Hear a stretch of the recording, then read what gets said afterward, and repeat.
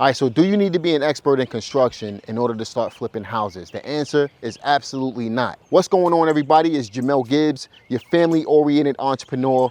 Welcome to another video. So in this video, I want to share some tips on what I personally look out for when it comes to estimating repairs on properties. Now, these are 7 things that I personally look out for before I get into beautifying the property, cosmetic work, things like that. I don't even care about that stuff until I even consider the stuff that I'm going to talk about in this video. These 7 things are important, so you should definitely be looking out for it as well. Now, before we actually get into all of this, what I do want to tell you is I'm not a licensed contractor, so take what I say with a grain of salt. Check with your local building and codes departments in order to determine what's going to meet code in your local area. Also, bring a licensed contractor with you whenever you're looking at these houses, especially as a beginner. And also, make sure you get an inspection on every property that you buy, especially if you're a beginner. So that's going to cover me from being sued by anybody. All right. So the first thing that I look out for when I'm looking to either fix and flip a property, fix and rent a property, buy a property creatively, any of that stuff that I do as a real estate investor, the first thing that I'm looking out for is the condition of the roof. Now, if you look at this roof here, you can see that that roof is actually brand new. When I first bought this property, we had a tree right there, and the back of the roof was in terrible condition. So a couple of things that you really want to consider when you're looking at a roof is the roof missing shingles? Are there patches on the roof? Are the shingles lifting up in any part of the roof? You want to look for mold and mildew on a roof. Is there a tree next to the roof that's tearing up the shingles? How bad is the condition of the roof overall? These are all things that I look at to determine if I need to replace a roof or not. Another thing you want to keep in mind is the age of the roof. Sometimes the owner who lives in a property, they don't know the age of the roof. So you got to make that distinction. How are you able to tell? This is, you can tell by the condition of the roof overall. So always look at the roof. And if the roof needs to be done, just know that that's probably going to cost somewhere between $5,000 and $10,000 to get that done, depending on the size of the house and the area that you live in. One thing I do want to mention as well, real estate is very local, so the pricing is going to change. So what costs, $5,000 here might cost $15,000 in a state like California or in a city like New York. So just be mindful that real estate is very local, and you got to adjust these things based on your local market. So always look out for the roof first, because that is going to help you dictate everything else that needs to be done on the property as well. Now, that's the perfect segue into the second thing that I look out for, which is the foundation.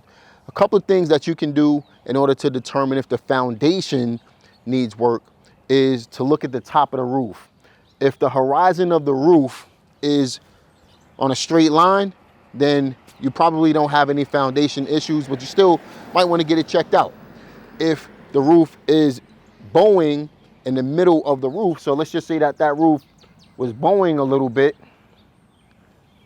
in the middle, then the house is probably caving in the middle of the house. So you definitely want to consider the foundation of the roof at that point. So let me repeat that. If the roof is straight across along the horizon, you probably have a good foundation. That's not the only determining factor though. But if the roof is bowing, you definitely want to get the foundation checked out as well. Another thing that you could do in order to check out the foundation, let me show you inside. You get a handball and you sit it in the center of the room. Let's say this is the center of the room right here. I would sit it right here, and if the ball rolls in any direction, I want to get the foundation checked out. So you can use a ball test. That's an easy way to tell if the foundation needs to be done. Now, this is an old house, but at the same time, the foundation on this house is really strong. It's a pretty good house.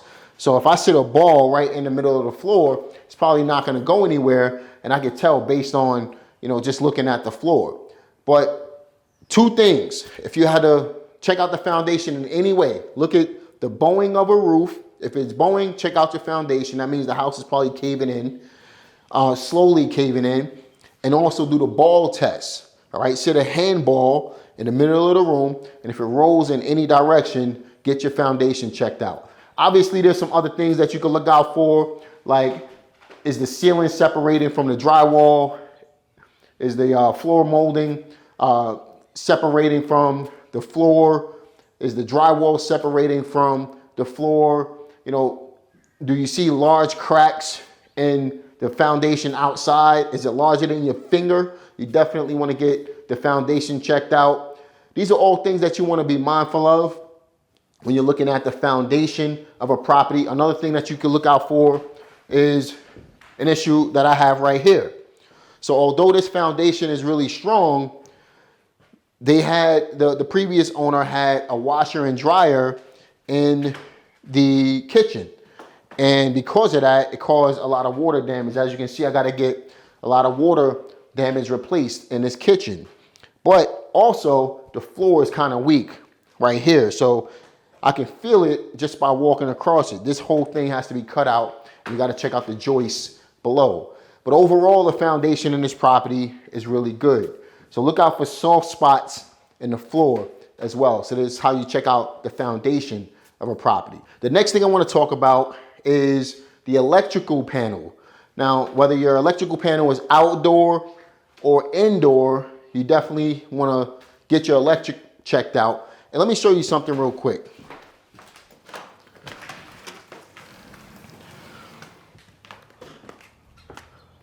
So right now, this house is on about 150 amps, right? And I can tell just by looking at this equipment.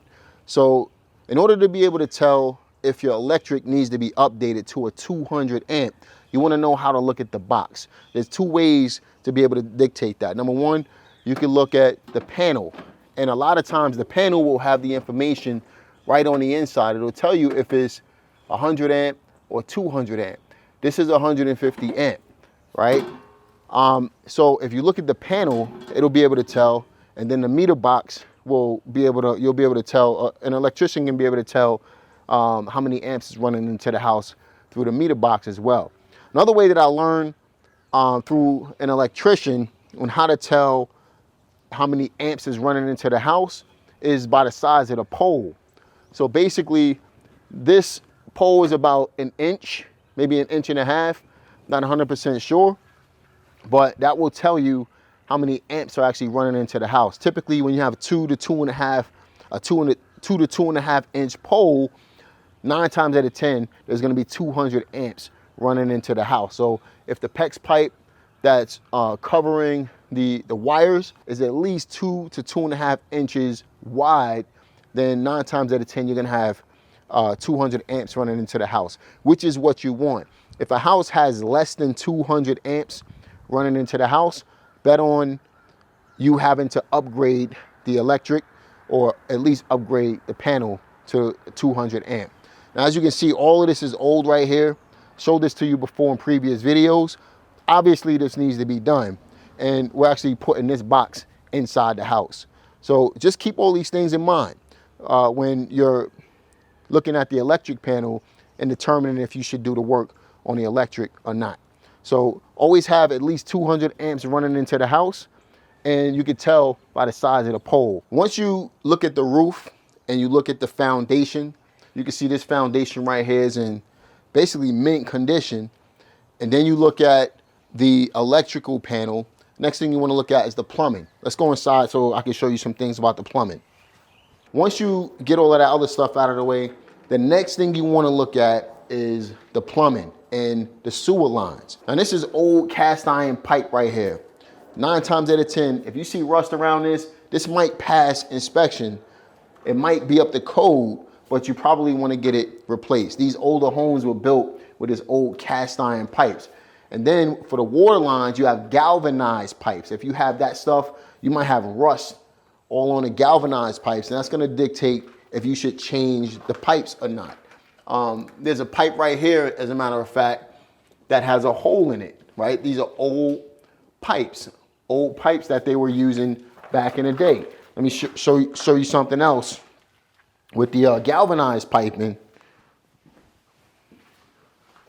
These old galvanized pipes, like right here, you can see rust building up, mildew building up. That stuff is going to need to be replaced.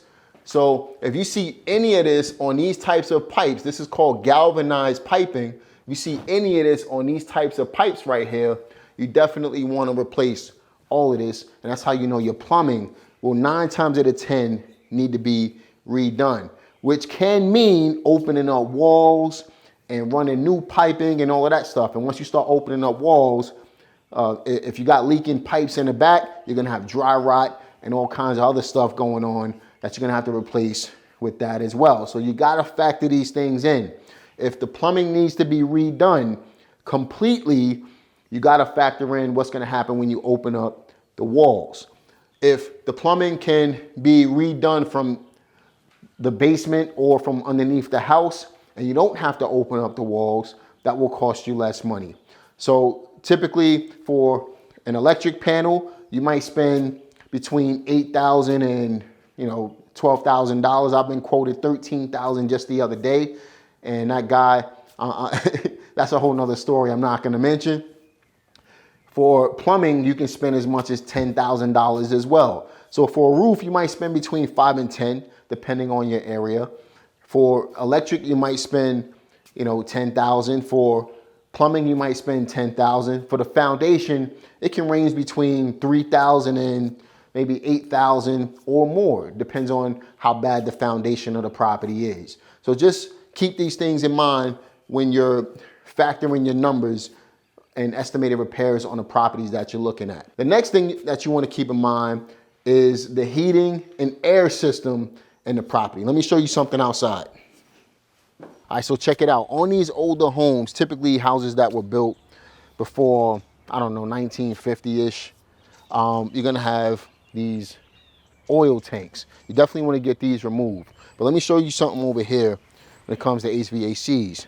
So this house here, I did some research. I believe this house was built right around 1980.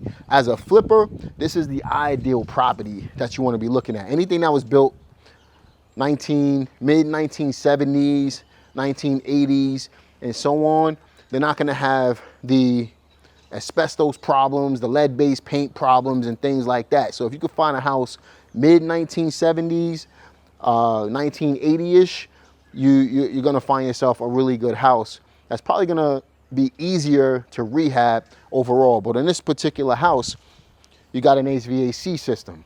On my house, if you look at the surrounding perimeter of the property, there's no HVAC system. So this property was using window units. I'm gonna show you what I mean inside. Window units basically are air conditioners that are put into the window, and then you might have a separate outlet to be able to use those. The property has those. You want to bring that property up to modern day standards and put HVAC into the property.